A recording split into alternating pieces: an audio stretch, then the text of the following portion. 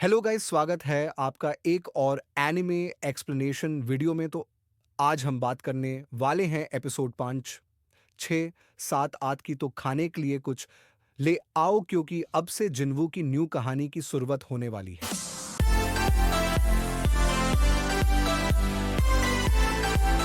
Training के बाद जिन्वू decide करता है कि उससे और स्ट्रांग बनना है।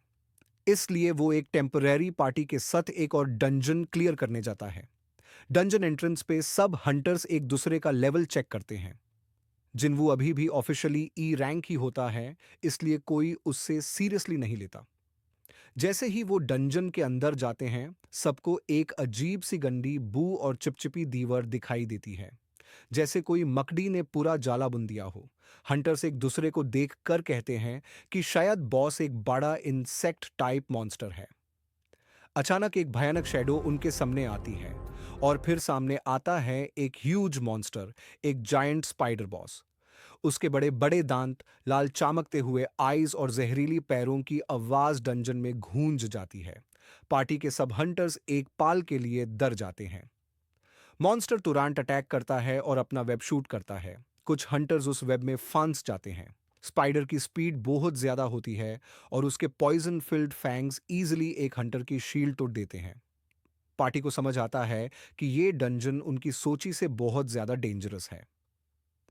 जिन्वू पहले की तरह पैनिक नहीं करता। ट्रेनिंग और सिस्टम क्वेस्ट्स की वजह से अब उसका स्टैमिना और स्पीड बढ़ चुका है। जब स्पाइडर एक हंटर पर जंप करता है, जिन्वू उससे बचाता है और तेज स्ट्राइक करता है। उसकी रिफ्लेक्सेस अब एक नए हंटर जैसी लगती हैं। その前にあれを始末しないと。ダンジョンボス。ご存知でしょうが、ボスを倒すとゲートが閉ざされます。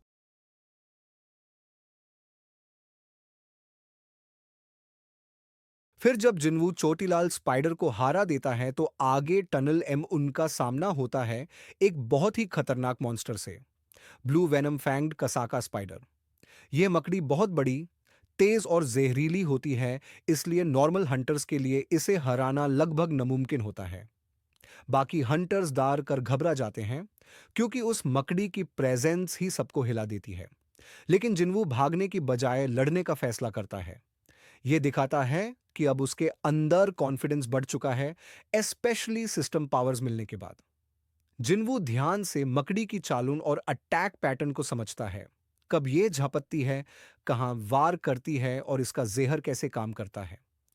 फिर वो अपनी नई एजिलिटी और ताकत का इन सब बातों के बीच डंजन में हुआंग दोंगसुक और उसकी पार्टी जिन्वू और यू जिन्हो को मरने के लिए छोड़ देते हैं।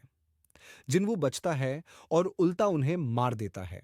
यही वो मोमेंट है जब जिन्वू पहली बार एक इंसान की जान लेता है और समझता है कि हंटर्स की दुनिया सिर्फ मॉन्स्टर्स की नहीं, इंसानों की गद्दारी से भी भरी है।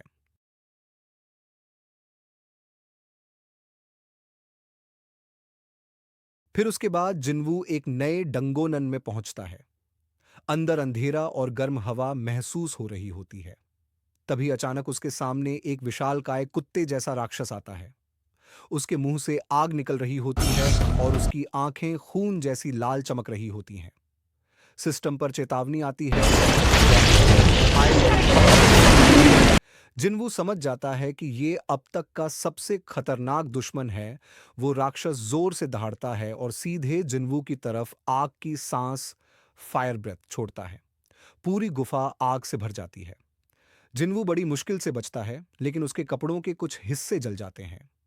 ये देखकर साफ हो जाता है कि ये राक्षस जिन्वू से कई गुना ताकतवर है, और एक गलती उसकी जान ले सकती है।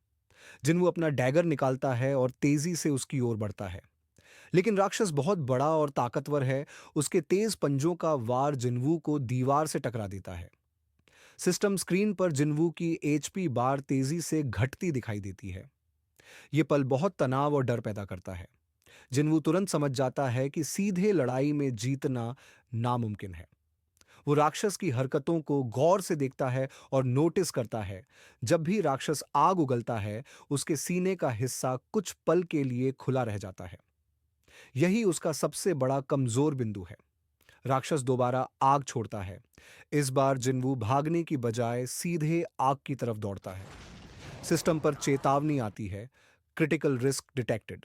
लेकिन जिन्वू अपनी गति और चुस्ती से आग को चीरता हुआ निकल जाता है और सीधे राक्षस के सीने पर डैगर घोंप देता है।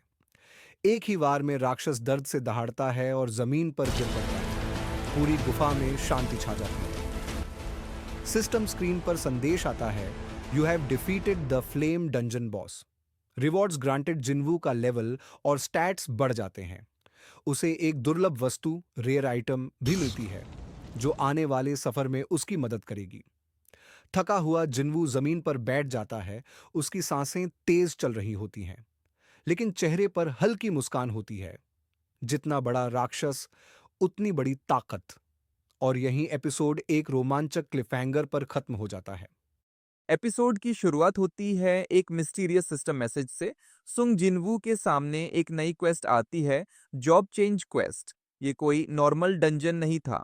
रूल्स लिखे थे, no potions allowed, no healing allowed, you cannot leave until the quest is complete.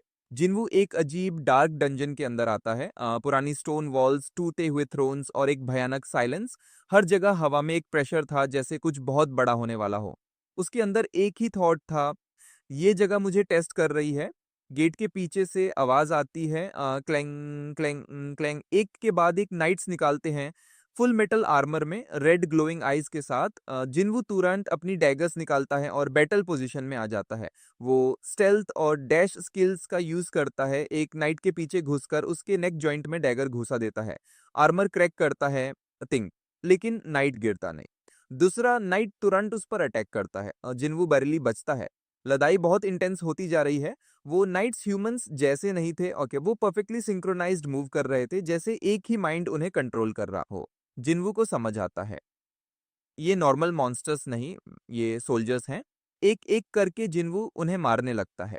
Her night को हराने के बाद उसका आर्मर गिरता है और जिन्वू उनका आर्मर पहनकर अपनी डिफेंस बढ़ाता है।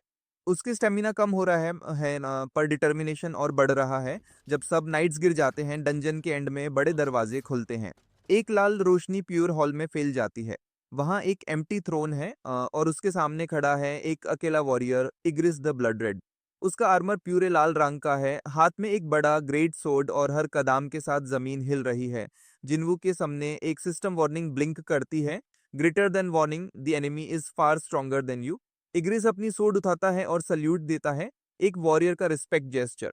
जिन्वू समझ जाता है ये एक सिंपल फाइट नहीं है, ये एक टेस्ट ऑफ वर्थ है। जिन्वू बिना वक्त गवाए अटैक करता है। वो डैगर से रैपिड स्ट्राइक्स करता है, एक के बाद एक, बट हर अटैक पर सिर्फ क्लैंग। इग्रिस हर मूव ब्लॉक कर देता है, जैसे उसके अटैक्स उसके लिए प्रैक्टिस हो।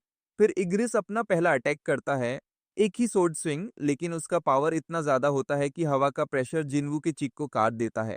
एक सेकंड का डिले और जिन्वू का सर उठ जाता। वो पीछे हट कर सोचता है, इतना भारी आर्मर पहने हुए भी इतनी स्पीड। जिन्वू स्प्रिंट स्किल एक्टिवेट करता है और पीछे से अटैक करता है, लेकिन इग्रिस तुरंत सोर्ड घुमाकर काउंटर कर देता है। सोर्ड की वेव उसको वॉल में दे मार देती है। बूम! जिन्वू का मुंह से खून निकालता है, पर उसकी आंखों में अब भी वही फायर है। Greater then if I stop now I die here. Jinwoo फिर से अटैक करता है, इस बार अनप्रिडिक्टेबल मूव्स के साथ। वो रोल करता है, जंप करता है, स्लाइड करता है और हर एक जगह वीक पॉइंट्स ढूंढता है। कुछ स्ट्राइक्स लगते हैं, आर्मर पर क्रैक्स आते हैं, लेकिन इग्रिस काउंटर करता है। ओके, एक बैकहैंड हिट, एक किक, और जिन्वू फिर से गिर जाता है। जब इग्रिस उसके पास आता है, उसके सोर्ड की रिफ्लेक्शन में जिन्वू अपना खुद का इंजर्ड फेस देखता है, पर वो मुस्कुराता है। अभी नहीं, अभी खत्म नहीं हुआ। जिन्वू का वेपन तुझ जाता है। वो डैगर्स छोड़ देता है और बड़े हैंड से लड़ने लगता है। एक ह्यूमन अपनी पूरी ताकत से एक मॉन्स्टर को मुक्के मार रहा होता है। बंग बैंग बैंग, उसके नकल से खून बह रहा है, पर वो नहीं रुकता। सिस्टम कंटिन्यूअसली फ्लैश करता है, strength +1 like endurance +1 like skill proficiency increased. जिन्वू की आईज एक फेंट ब्लू लाइट से चमकने लगती हैं। उसके पंचेस और फास्ट और पावरफुल होते जा रहे हैं। इग्रिस के आर्मर पर क्रैक्स पड़ते जा रहे हैं। आखिरी मोमेंट में जिन्वू एक ग्रैब मूव करता है, इग्रिस को पकड़कर फ्लोर पर पटक देता है, पूरा हॉल हिल जाता है। इग्रिस धीरे से उठता है, उसका आर्मर ऑलमोस्ट टूट चुका है। वो एक बार फिर सल्यूट करता है, वो एक वॉरियर्स रिस्पेक्ट। जिन्वू भी स्लाइटली हेड झुकाकर जवाब देता है। दोनों के बीच में एक म्यूचुअल रिस्पेक्ट होता है, warrior to warrior.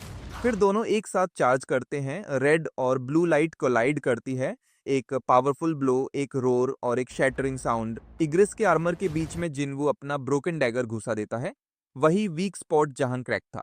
Crack, armour फट जाता है। इग्रिस रुक जाता है, धीरे से कनी पर गिरता है और एक हल्की सी हेड नोट देकर धुआं बनकर गायब हो जाता है। सोड जमीन पर गिरता है, क्लैंग, और हॉल में पूरी शांति छा जाती है। सिस्टम नोटिफिकेशन आता है, greater than quest progress, Igris the blood red defeated, reward, equipment and skill bonus acquired. Jinwoo जमीन पर बैठा है, सांस फूल रही है, पूरा बॉडी खून से भरा है, लेकिन उसके लिप्स पर एक छोटी सी स्माइल है, greater then I did it, I beat him. पर तभी थ्रोन के पीछे के गेटे खुल जाते हैं, बूम। सथाई नाइट्स निकालते हैं आर्मर के क्लैंगिंग के साथ एक पूरी आर्मी। जिन्वू अपना टेलीपोर्टेशन स्टोन निकालता है, पर वो उसके हाथ से गिर जाता है और फ्लोर के पार रोल हो जाता है। वो खड़ा होता है, अपना ब्रोकन डैगर उठाता है और सामने देखता है, लंबी आर्मी उसकी तरफ बढ़ रही है। उसके चेहरे पर एक confident green, greater than let's see how far I can go. Screen black हो जाती है और एपिसोड एक एपिक क्लिफहैंगर पर खत्म होता है। Meaning of the episode, Igris the blood red एक टेस्ट था, एक नाइट जो एक एम्प्टी थ्रोन को प्रोटेक्ट कर रहा था। ये थ्रोन एक्चुअली जिन्वू के फ्यूचर का सिंबल है, एक throne that awaits its true monarch. Job change quest दिखाता है कि जिन्वू अब एक ऑर्डिनरी हंटर नहीं रहा, अब वो एक वॉरियर बन गया है, एक किंग बनने के रास्ते पर। फाइट के दौरान हम जिन्वू के अंदर का ट्रांसफॉर्मेशन देखते हैं, एक स्केर्ड ह्यूमन से एक फियरलेस फाइटर तक।